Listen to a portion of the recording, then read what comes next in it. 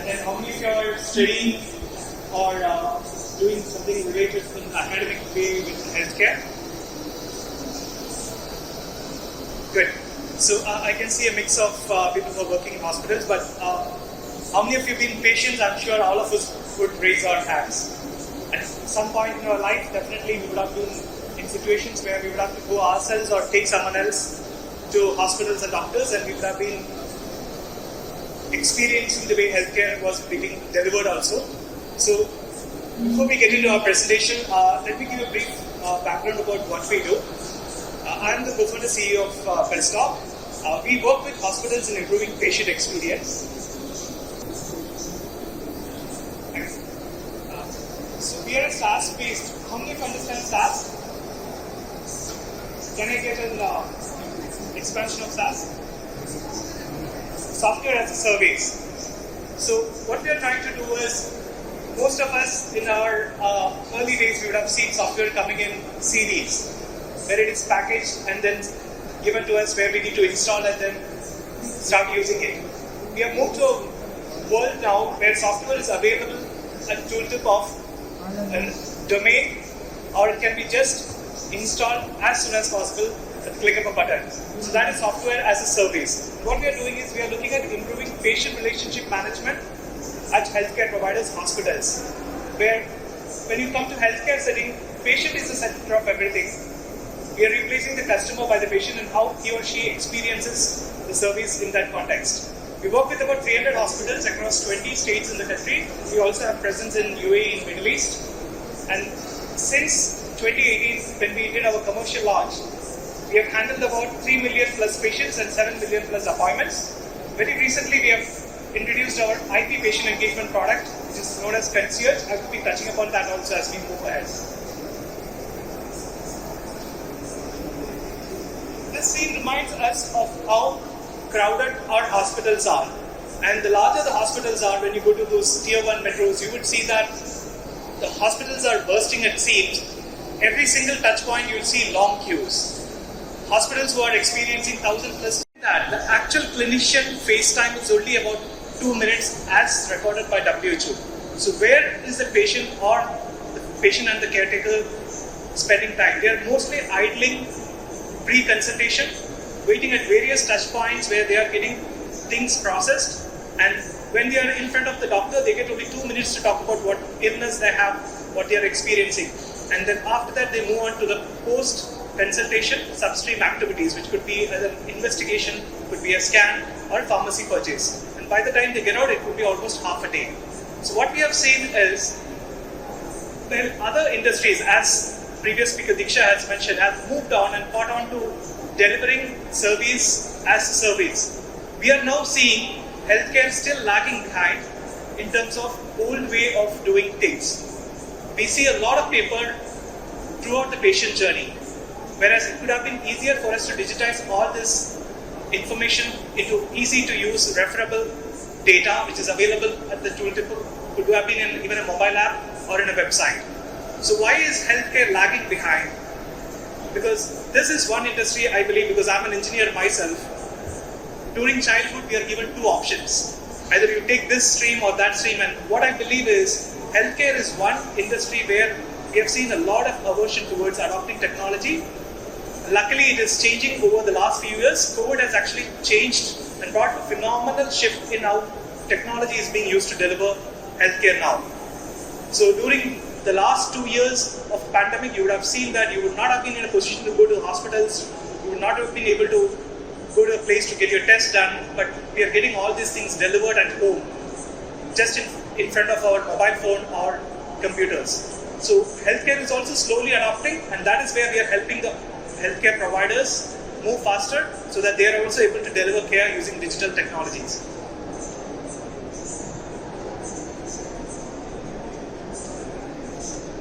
The reason why someone is coming to a hospital, it is not a leisurely activity. As patients, we would have experienced that we would try to handle the pain or whatever we are experiencing to the maximum point till we need to actually take a pill or go to a doctor. So that is because of the experience they would have seen in hospitals where they have to wait and they are not sure. So when a patient is coming to the hospital, there are two reasons why they are coming. Either it's for an outpatient visit or it's for hospitalization. An outpatient visit is where most of us would land in a hospital and spend a good amount of time, and that is where the volumes are also huge. Whether it is a small hospital, mid-size or a large hospital, you will see at least 10x number of patients coming for outpatient visits, and that is where hospitals need to invest in technology where they can streamline this patient journey. If you look at the top two reasons why patients are not happy with an outpatient visit, waiting time is the most common reason which I've seen across hospitals, and that is where we are seeing how we can actually improve the TAT or turnaround time using technologies which are helping patients understand what's happening throughout their care. This is similar to the patient journey which was listed by the previous speaker, but we are just going deep. So if I double click what happens in an OPD journey, there are at least 5 to 8 people a patient would speak to before reaching the hospital, once they are inside the hospital, and after they left the hospital. Before reaching the hospital, they will be starting with a call center appointment. Now most of the hospitals have started providing digital channels, which could be a website as well as an app. What we are seeing is when the patient is talking to the hospital team, there are various information which is getting collected at that point, and that helps the hospital staff plan the patient journey in a seamless fashion. Throughout the journey, what we see is there are various employees who are speaking to the patient, and at each of these touch points, we are collecting data or otherwise giving information which is useful for the patient. And what we believe is we need to double click each of these engagements and see how we can use technology to our best so that we can bring down the time. So our goal is how can we get a patient in and out of an hospital for an OPD visit in less than 30 minutes. Is anyone working in a hospital who has been able to achieve that here? Can I see a show of hands? Yeah, most of the hospitals are today at a minimum of 1 hour for a patient who walks inside the facility, and before he or she finishes the activity, it will take at least an hour before they get out. We have been able to achieve the 30 minutes turnaround time in most of the hospitals we work in Kerala. That's where we started. We'd love to actually show how we have been able to achieve that in some of the touch points. Once they reach the hospital, registration is an activity which every one of us have to do. With National Digital Health Mission coming in, all of us will be entitled with an ABA, which is an Ayushman Bharat health account, which is similar to Aadhaar, which would help us get inside hospitals without having to give our personal data because it's already there with the government registry. But till that happens, it becomes a reality. We are signing forms, we are waiting in queues, handing it over to the staff who is sitting in front of the computer, and she or he is typing it, and after that they give us a registration ID. I believe that's a process which most of the hospitals follow, whether it is small or large. We believe that registration tab today takes an average of about 7 to 10 minutes. We have been able to innovate, bring out a digital innovation, which is a mix of hardware and software, which is a patient kiosk, which is shown here. I would walk you through the video of that product. With that, we have been able to bring down the registration to 20 seconds. And this is achieved because of Aadhaar-enabled integration. So we would show you in the video, and that is how we are revolutionizing how we can bring down the patient turnaround times. Can I move to the video, please?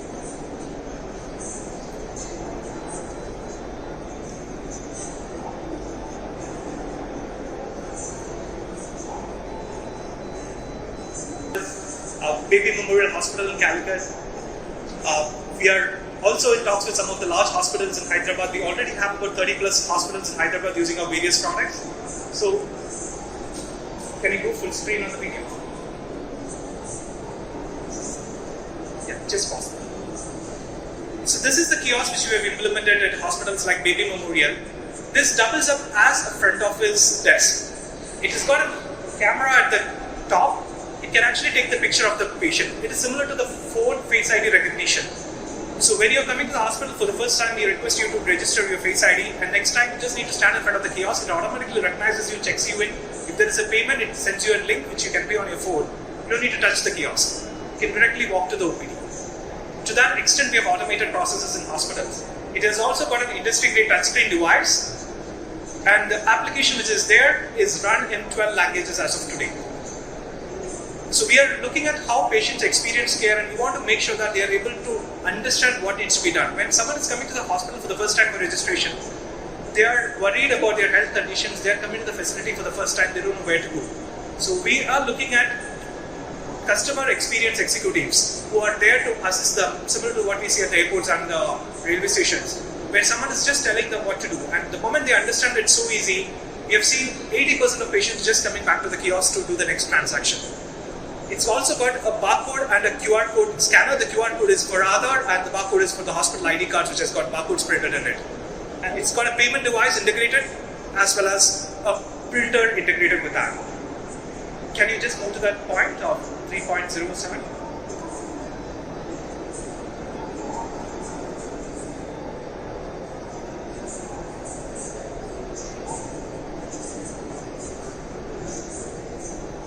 I would walk you through the longest use case when someone comes to hospital for the first time and does the registration, because that's the time that she would be spending the maximum time at the counter.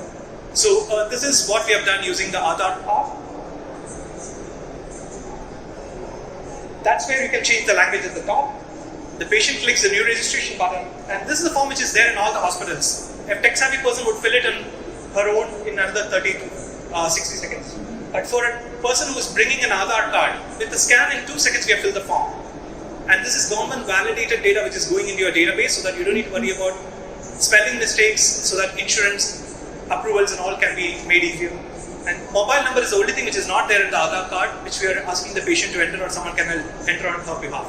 So in about 20 seconds we have completed the registration. We moved in the next step, which is appointment. This is real-time integrated with the hospital HIS. We have completed integrated with 21 HISs, footprint of 1,000 plus hospitals.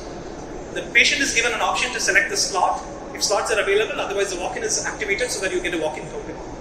The fees are shown to the patient, and if it's a repeat visit, we'll show the subsequent fees. From this time, the clock starts ticking for the hospital. We are able to know that the patient has actually checked into a facility, and she is waiting for the doctor to be called in. We also have enabled now UPI payment post-COVID, where the patient can just scan the QR code, or if it's a card, it is integrated with the payment device which is provided by your bank. It goes directly into your bank account. The patient need not enter the amount, it cannot be edited. And it's also NFC enabled so that it can be just tapped and you're able to complete the transaction. So the entire process of registration now takes less than 90 seconds for us. We're handling thousands of patients on a daily basis with these kiosks, which are now deployed across large hospitals. And we have also seen small hospitals in tier 2 towns using this because they know the value of how actually we can bring down the turnaround time for the patients.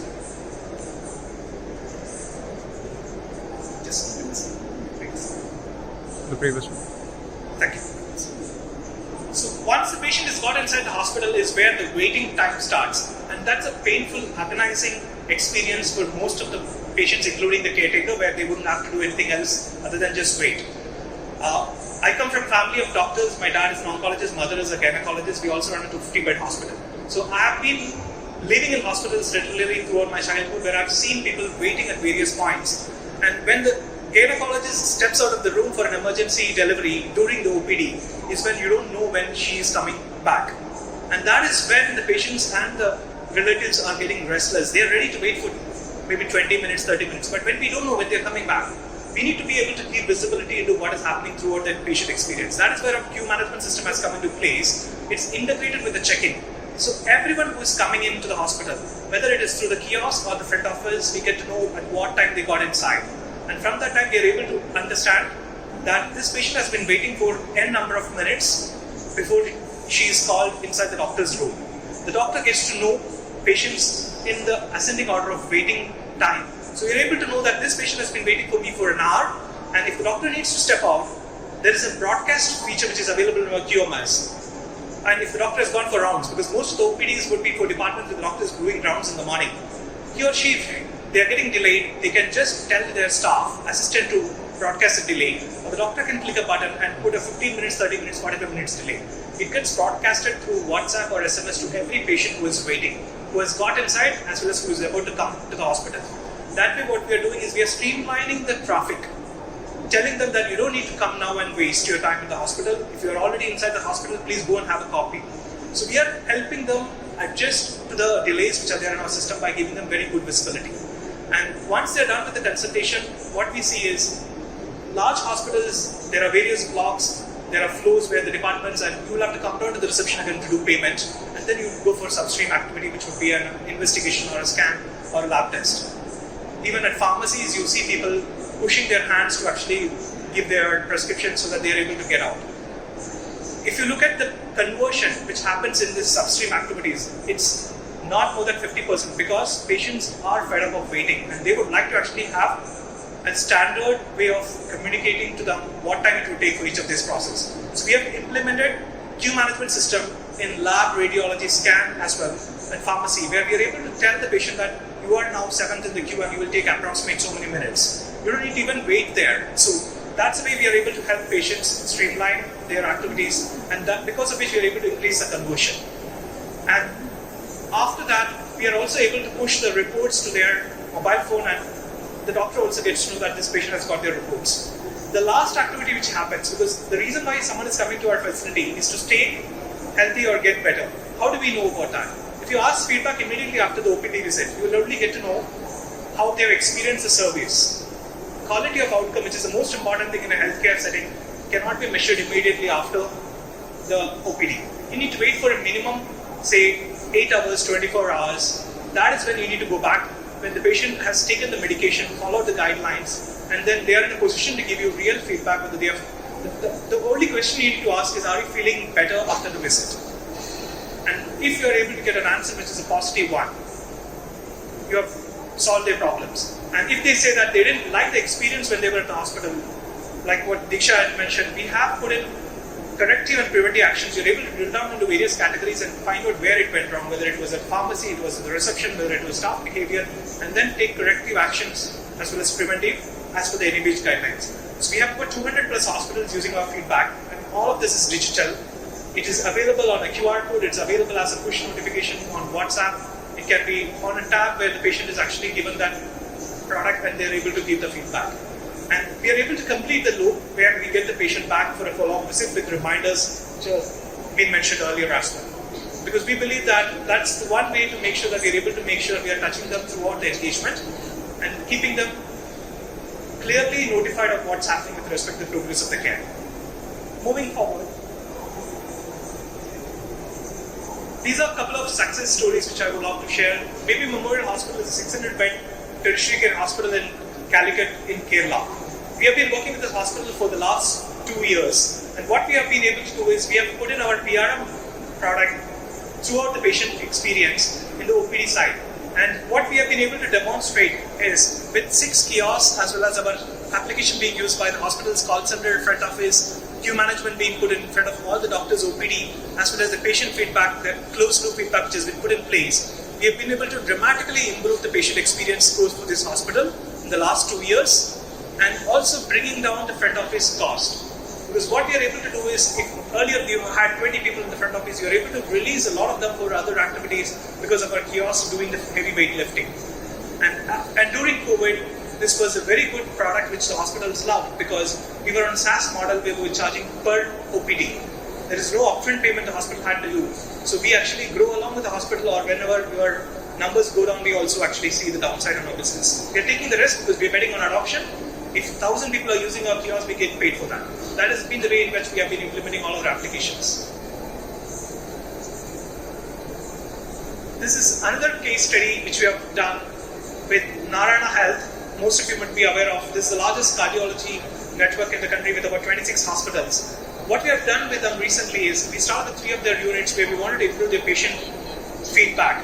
The problem statement was only about 2 to 3% of patients were giving feedback, and hence it was not a good sample set for them to decide what to do with improving patient experience. This was even true for a hospital which had one of the units which had 2,000 OPD per day. We got in, we identified that there are various ways. It has to be omni-channel, so we identified people who would be ready to give feedback on IVR in the local language, people who would give feedback on WhatsApp, people who can give feedback on an app. Through all this, we are able to now increase the feedback by 5x. So when you are getting about 15% to 20% feedback, it's a good, rich amount of information which is useful for each of your departments to find out where you're going wrong, and because of which earlier when they were able to actually get good number of feedback, they started working on fixing most of their problems. So now units across NH, if you go and then see a snapshot of before BestDoc and after BestDoc, the Google review ratings itself has jumped by good percentage points. And this is possible because patients are able to give feedback and they're able to see them getting fixed. So they're more happy they're not going online and then putting it in a public view. This is helping hospitals also catch problems before they go public. Coming to the IPD journey, this is the single biggest problem which we would hear from all of our patients. Discharge takes enormous amount of time. Average stat is about 6 to 8 hours from the time the doctor notifies that you can go home today. Why does that happen? I'd like to hear from the audience what do you think could be the common reasons behind this long discharge stat? Paperwork. Any other reasons?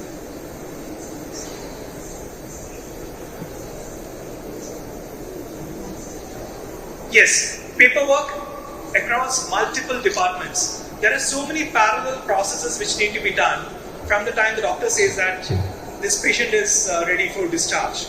You need to notify the billing department, you need to notify the nursing department, you need to notify the insurance department, you need to notify the housekeeping department. There are so many things which need to be done, and no one is knowing where that particular process is at any point of stage.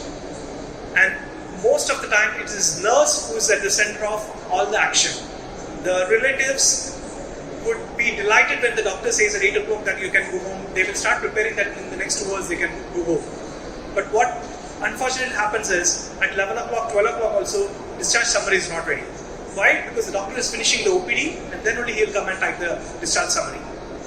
And after that is done, by around lunch time, is when you will realize that insurance approval has not come in because something is missing. And after the approval has come is when you realize that the patient doesn't have the money and now he or she is scrambling to actually find the balance payment which needs to be managed. And then the medicines need to be returned. You need to be given the new discharge medication, post-discharge medication, and then arranging for a transport, and by the time he or she leaves, it would be around 3 to 6 o'clock. We are not able to utilize the turnaround. The rooms, the patients who are getting admitted during the day are left on the corridors or waiting to be admitted, and we are not able to get the rooms ready for the next patient. And then the housekeeping needs to clean those rooms and then get them ready for the next patient. So it's a long process which is broken at various points. We are looking at how we can improve that with real-time notification as well as visibility into each of these parallel processes.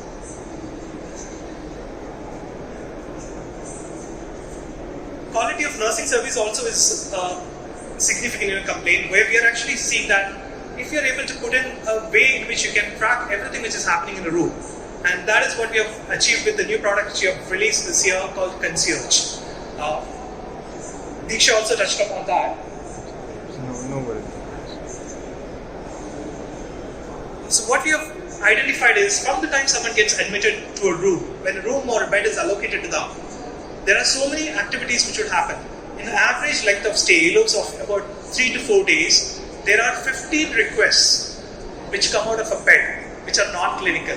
And all these requests are today landing in front of the patient, the nurse. Nurse is the one who gets pulled into for doing any of this, whether it is hot water or bed sheet to be changed, or I need help to go to the restroom. So what we are seeing is, as a result, the clinical team is getting stretched. The non-clinical team may not be able to be utilized properly. So we are seeing that Concierge as an application is able to help the non-clinical teams get alerted on various requests which are coming out of the room. So we are doing it in a very simple fashion, where by just scanning a QR code or calling a number, as what has been done in Kaveri Hospital, we are able to see all the various requests which need to come out of room. Whether I need to order breakfast, whether I need to know where my insurance approval is, how much is my billing up to date, all this can be told to the patient immediately. If the doctor is coming for rounds, we are able to tell the relative or the bystander that please be around so that the doctor is able to converse with you. So we are able to achieve such various touch points put together in one single product, and it is not an app. Because we believe, as BestDoc, when we started our company, we thought that people will download the app and start using it. Because I came into this industry with my previous understanding of e-commerce. I was in e-commerce for 7 years, where I was working with Big Basket for the last 2 years. And prior to that, I was with Hindustan Liver, which was a retail company. So there, what we see is daily use cases. People would download the app. If you look at our phones, we would have social media apps, we would have communication apps, we would have banking apps, and we would have, at the best, some transactional apps which we want on a weekly basis. But how many of you have downloaded a hospital app in your phone? If I can see a show of hands, can you raise? Yeah, definitely. Disha is from the organization. She has to carry the flag on her mobile phone. Definitely yes. But that's the case where we are. We cannot expect patients to download an app, and that is why we have put in a web app which looks exactly like an app. That's the power of technology today. How many of you downloaded Google on your phone? We don't need, because it is supposed to give us some information. So transactional systems where we need to store data is where we need to actually have them stored in our phone. Whereas when this is event tracking, service management kind of tool, we don't need to download that product. Whatever we need, we can use it, and when you're out of the hospital, you don't need to even store this. What we have done is we have put in these QR codes next to the bed where patients are able to just scan, or the caretakers are able to scan and then put in all these requests. The requests get thrown up in the air. For example, if it's patient transport, there are 3 people who are allocated to that floor. Whoever has been idle the most gets a request. Or we also know that who has been logged in, who is in the shift, they are all the ones who are getting the request. They pick up the request, deliver it like an Uber or an Ola, and once it is done, we are able to know how much time it has taken. The patient gets to rate on every single service she is asking for, and they can reopen the ticket if they are not happy with that answer. So because of this, we are able to make sure that we are keeping a tab on everything which is happening with respect to that particular patient, and if something goes wrong, the patient care team can just land in the room and then fix that as well. Post-discharge feedback is another product where we are able to go back to the patients after 7 days, 30 days, depending on different specialties, ask questions which are helping us understand the quality of outcome. There are places where we are asking questions with respect to whether they are able to regain their motor ability. So these are things which we need to understand and then go back and then collect and then give it back to our clinical team so that we are able to improve the patient experience. So this is how it has been happening. And most of you would be familiar with this nurse's call button which is there at the hospitals, right? We are replacing that with the QR code. Now, if you ask a 2-year-old kid also, what does a QR code mean? They'll say it is for payments. That is the way UPA has revolutionized consumer behavior in the country, where we jumped directly from cash to mobile-based payments. I believe the time has come for healthcare also to do this quantum gem, and we should be able to use this kind of very ubiquitous technologies to deliver care at the tooltip of their phone, or if they are not tech savvy, someone else should be doing on their behalf, and we are able to release a lot of bandwidth which is now being utilized by the nursing team and streamline our operations. So I'd like to close my session with how the future is looking. Most of you have heard about National Digital Health Mission and Ayushman Bharat Health Mission. These are looking forward to digitize the way healthcare is getting delivered. First, there would be registration which would come where we would be able to know everything about a hospital, a doctor, as well as various services which are being delivered. And in future, there would be seamless data transfer which would be also planned between all the entities. We see a lot of changes coming up in the insurance claim space. For all of this, data need to be standardized as well as stored in various applications which we need to use. So even if you are running a small hospital, mid-size or large enterprise, digital is the way to go, and you can start taking baby steps where you look at those touch points where you need to invest. It need not be rocket science. It can be very easy things which the patients can understand so that you are able to handle them into a better patient experience. I would like to end my session here, and are we taking questions now? So we will take the questions at the end of the session. Thank you.